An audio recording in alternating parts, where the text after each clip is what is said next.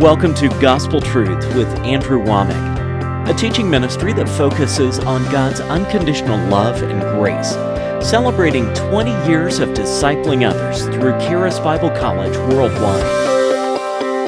And now, here's Andrew. Welcome to our Thursday's broadcast of the Gospel Truth.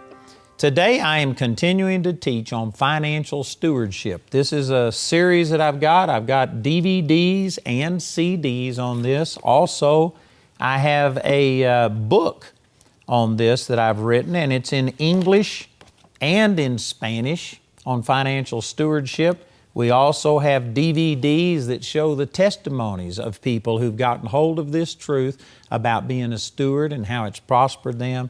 We also have workbooks, just a lot of materials.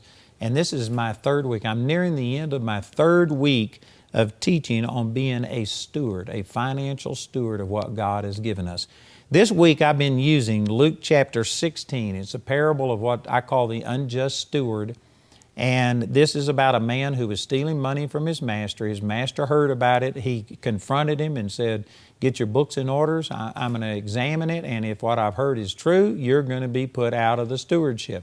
So the man was guilty. He knew he was going to lose his job. What he began to do was call in every one of the people who owed his master money, and he discounted their bills anywhere from 20 to 50%. So he was still taking his master's money and stealing it, but instead of using it for his own things, he began to start giving it to people who owed his master money. And it makes it very clear in verse 4 that he did this for the reason of when he was put out of the stewardship, he could enter into their houses, that he could mooch off of them. They would feel obligated because he had given them these huge discounts in what they owed his master money on. And so in verse 8, this is what was really confusing for a long time, is because the master, when he found out what his servant had done, commended him. And I spent 2 days talking about the attitude of the master, a very godly attitude where you don't look at your assets and see them as the real asset, but instead you see your relationship with God as the thing that produced all of these assets. That's what's really valuable, is your relationship with God, the favor of God that causes you to prosper. As it says in Deuteronomy 8:18, gives you power to get wealth. This man was so focused on God that when he saw somebody stealing his money, he was detached enough from that he was able to compliment the thief. And then yesterday I began to talk about what was it in this unfaithful steward that was worth commending him over. And what it was is that this man finally, under pressure, was forced to start thinking about his future and planning for his future. And so he began to start using the money that he had control of, his master's money, to plan and prepare for the future. And this is why the master commended him. And I tell you, today, most people do not use money to plan for the future. Instead, they just think about the immediate thing. They go and they put themselves in hock up to their eyeballs, and they don't even think about the future. It's just, can I pay today? And if there is the slightest little bump in the road, if there is a downturn in the economy, if they were to be laid off of their job, if there was to be any problem, most people just implode because they don't plan for having extra. They just think about, what can I do today? And they will put themselves in debt and hawk their life up to the maximum. We're doing this as a nation and as individuals. And this is not wisdom. This is what this parable teaches against, that we need to plan for the future. Now, this man in this parable, he was planning just for his temporary future in this life. But in the application or the interpretation of this parable, Jesus made an application that goes far beyond this life and into eternity. And here's what Jesus said in Luke 16:9. He said, "I say unto you, make to yourselves friends of the mammon of unrighteousness." That's the King James wording for money. "Make to yourselves friends of money, that when you fail," and this word fail literally means to die. It was translated that way other places in the Bible. It says that when you die, they may receive you into everlasting habitations. This is talking about use money to touch people's lives in a godly way. Use money to influence people in their relationship with God so that when you die, there will be people lined up in heaven to welcome you into your everlasting habitation. Man, can you understand how important this is? You know, there was a song, kind of a country song, that was about a man who had a dream, and in this dream he died and went to heaven. And when he got to heaven, there was people lined up and they started saying, "Thank you for giving to the Lord. I'm a life that was changed." And this man said, "Well, when did I ever touch you?" He saw people from other nations. He saw people that were of different color. He saw people that he never saw in his life on the earth. And yet in heaven, all of these people were lined up to thank him for the impact that he had on their life. And so he says, "When did I ever touch your life?" And they said that when you gave to that missionary, when you were in your little church and the missionary came through and you gave, he used that money to preach the gospel to me. And I got born again. Other people, you know, they were touched in different ways, but it was all through the money that this person had given to preach the gospel around the world. He had people lined up to welcome him into eternity. Did you know that that song is just basically a dramatization of what Jesus talked about right here? This is what Jesus is saying, is that you can use money to affect your future, not just your temporal future. Yes, we're supposed to do that in this life, but we can use money to affect eternity. This is huge. Most people have never thought of this. You know, in the United States, I know that this program is being viewed all around the world, so not everybody may not get this. I may have to explain it. But I often say that you never see a hearse pulling a U-Haul. For those of you that don't live in the United States, a U-Haul is a moving thing that we rent to move our belongings and stuff. So it's just a way of saying that you've never seen a hearse pulling a trailer. Or, you know, when a person dies, they don't leave this life with all of their assets. You can't take your car, you can't take your house, you can't take your jewels, you can't take any of these things with you. They may dress you up and put you in a fancy dress or a fancy suit. They may have rings and jewelry on you when they bury you, but I guarantee you, when you go back to the Lord, when your soul returns to the Lord, it's not taking anything with it. The Bible says you came into this life naked and you are going to leave naked. You don't take anything with you. Everything physical that we amass in a lifetime, whether it's gold, silver, paper money, coins, whether it's jewelry, diamonds, one of the hardest substances known here on the earth, it doesn't matter what it is, the Scripture teaches that someday this earth is going to be dissolved and everything in it. If you build your house out of steel, I can guarantee you it may outlast you. You may die before that house falls apart, but there is coming a day that God is going to destroy this entire earth and everything on it with a fervent heat, and the houses built out of steel, your best jewelry, your diamonds, the hardest substance known to man, everything is going to be dissolved and gone. Everything that we consider to be valuable in this life is someday going to be gone. You know, money is an institution that man created. God didn't create money.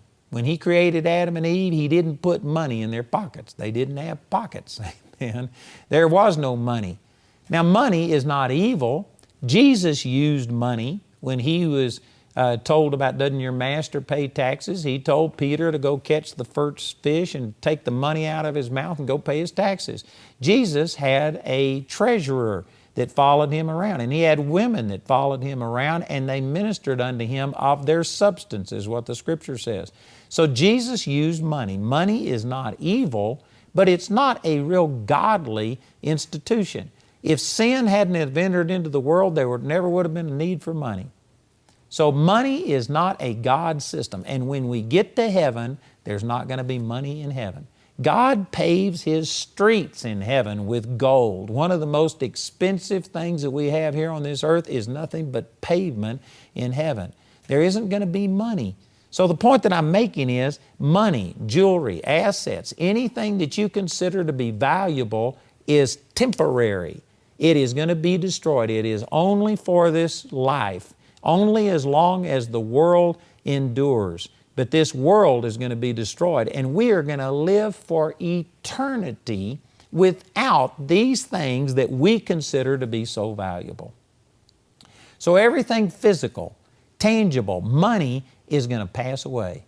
So here's a profound truth, that you can take something that is temporary, money, jewelry, gold, assets, and you can turn it into something eternal.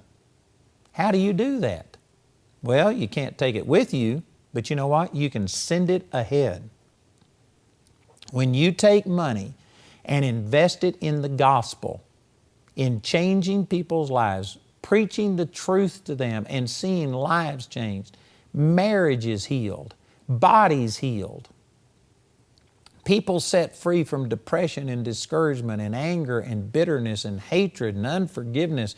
And when you invest your money in the gospel and you change people's lives, you are taking something tangible, money, and you are turning it into an intangible, a changed life that literally in heaven, people will come up to you throughout eternity and thank you for touching their life. You can take something that's going to perish and turn it into something that will never perish. I don't know if you understand that, but if you really understood this, if you understood the privilege that we have, God gives us money, and we can take, it's going to pass away. If not in your lifetime, it will pass away when the earth is destroyed. It's not going to last forever. It's temporary, but you can take something that is temporary, and by investing it in changing people's lives, using it to touch other people, you can change it into something that will never pass away. If you really understood that, and the privilege and the power that we have to take something perishable and turn it into something imperishable, something that will never pass away, I guarantee you it would change your whole attitude towards finances. Instead of thinking, oh God, how little do I have to give to keep you off my case, to fulfill my obligation, and how much can I amass? How big of a house can I live in? How nice of a car can I drive? And all of these things. It would flip-flop that attitude to where, God, how little do I have to be a good steward and provide for my family and be a good representative for you here on this earth? How little do I have to get by?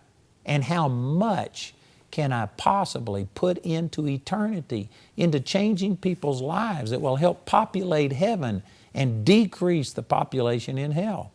When you understand that, it would change everything. Now let me just say that God does want us to live nice here on this earth. God is El Shaddai and not El Cheapo. I am not saying that God is against us having nice things, but it's really all about priorities.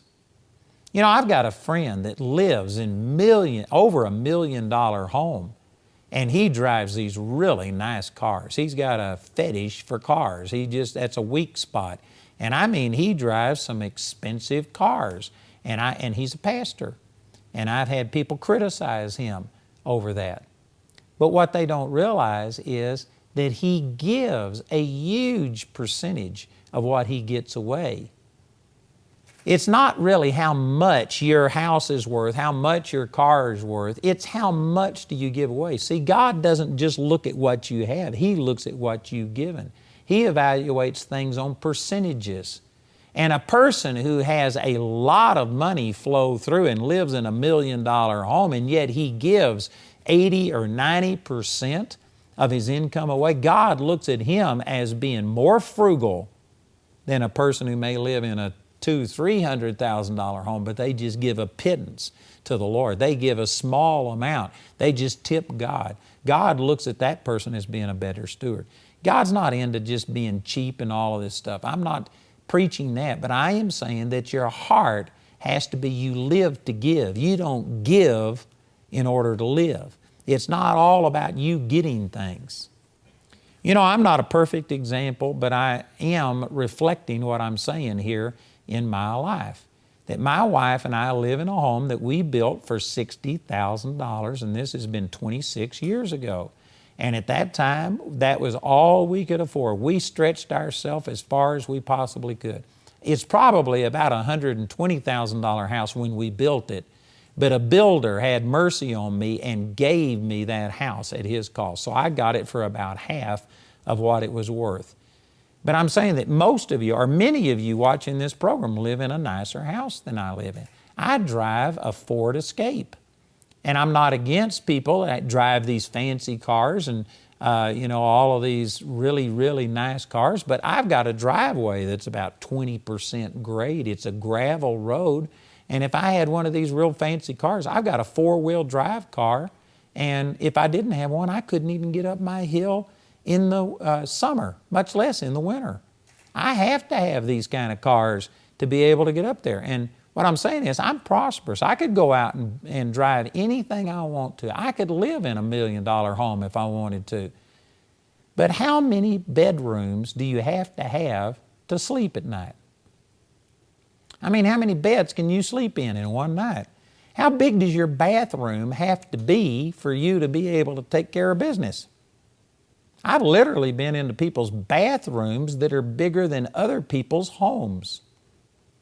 And I'm not saying, it all depends on the percentages. It all depends on a lot of different things. If you have a lot of money flowing through, it's just some's going to stick to you. I'm not saying that there's anything wrong with the person living in $1 million home, but I am saying that there's a lot of people that their idea of prosperity is just get all that you can. It's all for you, and it's all about you having bigger this and bigger that. I'm saying that this parable, Jesus is saying, use money to touch people's lives so that when you die, there will be eternal rewards, eternal benefits. There are going to be many people who had a lot of money in this life, and they had big houses and big cars, and they had the admiration of people. But all of that's going to be gone someday. And in heaven, they're going to be there, and God's going to supply them with a mansion. They aren't going to live in a shack over in the corner of glory land. They're living in a mansion. God, by grace, is taking care of them. But I do believe that there's varying degrees of rewards in heaven. And there's going to be people who were movers and shakers and lived in great luxury here in this life. And in eternity, they aren't going to have people coming by thanking them for touching their life. But there are other people who maybe didn't live in these really huge mansions. They didn't have the fanciest of everything, but they were faithful to take what God gave them and put money into the gospel to reach people, to change people's lives. And they are going to have people lined up as far as the eye can see, thanking them for touching their life, for making a difference. You know, there's people who are partners with this ministry, and you may not have all of the great things according to the standards of this world, but you've invested in this ministry. And I tell you, we're seeing people's lives changed. I actually have a testimony of a person who was on a scientific expedition at the South Pole. And a previous person who had been there, you know, they go there for like 6 months, and because of the weather, they're just literally stranded there for 6 months at a time. And a previous person on one of the scientific expeditions at the South Pole took a whole library of my teachings, and they left it there. And so this other person, when the next group came in, out of boredom, I guess, they got to listening to my materials that were left there at this scientific expedition on the South Pole, and they got born again, and they were changed. And you know why that happened? Because we give our materials away. Somebody enabled me to do that. Somebody gave money and enabled me to give an entire library to this person who took it to the South Pole. And those of you who gave and enabled me to do that, someday in eternity, you're going to have this man who is on this expedition at the South Pole come up to your mansion and thank you for your investment. And you'll be visiting with them, and they'll be thanking you for caring enough to put your money into the gospel and change their life. You've never met this man in this life, but you will in the next. And not only that, but we reach people all over this world. We get letters and testimonies from people all over the world. You're going to have people of every race, of every nation, of every color, of every creed, every different religious background. And they're going to come to your mansion and they're going to thank you for giving money into this ministry to help us reach all around the world. And there are going to be thousands, tens of thousands, maybe hundreds of thousands, millions of people whose lives were changed because of you giving into this ministry. You took something, money, tangible, that is going to perish, temporary, it's going to pass away, and you turned it into something eternal. And I can promise you this, when we get into eternity, there is going to be many people come and hug me and kiss me and thank me for getting that money out of your pocket. Because after all of these things in this life are gone, after this world is gone and there's a new heaven and a new earth, and when our values get put straight and we understand, there's going to be people who thank me for helping them to do something eternal with their money. You aren't going to resent the fact that I encouraged you to give and help me to build a Bible college where we could train people and send people all over this world preaching the gospel. We just had a healing seminar last week and we saw over 1,000 people that were miraculously healed. We had people coming out of wheelchairs.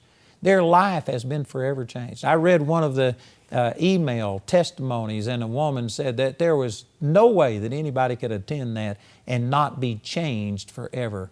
It changed the lives of thousands of people. And someday in heaven, those of you who've given into this ministry, you are going to have people come up to you that were at that Healing is Here conference, and they're going to thank you for the impact that it made on them. And this is going to be just like when you drop a stone in the water and ripples go out. From that conference, people are going to go out and share with others. I've already had testimonies of people that have gone home and seen family members healed and people set free, and people are coming alive to the power of God. And those of you who give into this ministry and help us reach out and do this, people's lives are being changed all over the world. And if you understand this, if you could ever get this picture that you have these temporary things, money in your hands right now, but you can turn it into something that's eternal, something that will never pass away. It will change people's lives. And for eternity, 1,000,000 years from now, people will be coming up and thanking you for the money that you gave to me to help me preach the gospel, to your church, to other ministries and things. The money that you put into the gospel is money that never leaves your life. It just enters into eternity, into your future, where it grows and multiplies, and it'll come back to you 100-fold in this life and in the world to come. If you understood that, it would totally change your attitude towards money. Instead of thinking, how much can I get and how much can I accumulate, you would say, how little do I have to live a good life, and how much can I possibly put into eternity? I tell you, this would change your attitude. This is powerful. Heeft deze uitzending je aangesproken? En verlang je naar meer? Het levensveranderende onderwijs van Andrew Wommack is ook beschikbaar via onze website. Je vindt hier veel naar het Nederlands vertaalde boeken, dvd's en meer.